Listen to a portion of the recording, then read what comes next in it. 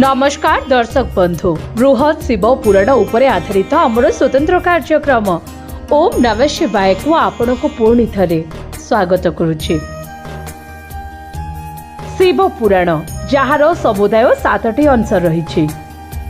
तेबे शिव पुराण पाठ करिवार नियम पद्धति एवं उपकार सहित शिव लीलार कहानी रही।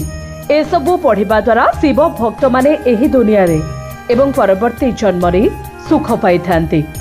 शिव पुराण हेउछि 18टी पुराण मध्यरु अन्यतम, जेउथिरे शिवलिंगक उत्पत्ति एवं शिवंक प्रति भक्ति संबंधी कहानी रही। भगवान शिवंक लीला कहानी एवं तांकर पूजा पद्धति आपण जेकोसी शुभ समय रे शिव पुराणर पाठ को संगठित करि परिबे। किंतु श्रावण मासरे शिव पुराण पढ़िबा एवं सुनिबा अत्यंत गुणात्मक अटे। शिव पुराण रे चंचला एवं तांको स्वामी बिंदुगुंक कहानी रही, जो माने शिव पुराण कथा सुनी शिव लोकरे स्थान पाइथिले। एही कहानी गुड़िकरे शिव पुराणर महत्व मध्य वर्णना करा जायछि।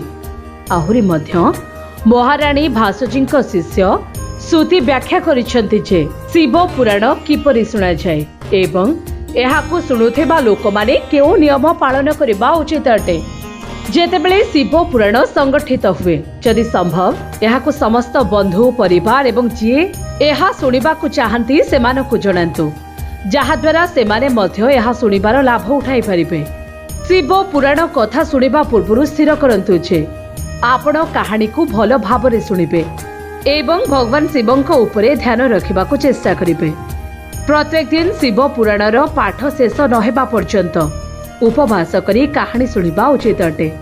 जी शिव पुराण सुनिब एवं पढ़िबा पई स्थिर करे, पूरा पाठ पढ़िबा पर्यंत एवं खाद्य निरामिष हेबा सहित बिना पियाज रसुण एवं थरे केवल गोटे भोजन करिबा उचित अटे।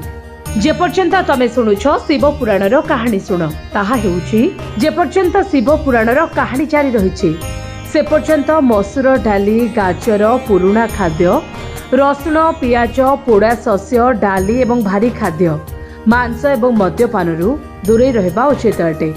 शिव पुराणर कहानी शुणुथिबा व्यक्ति कहानी शेष न हेबा पर्यंत मन अस्थिर करिबा उचित नुहे।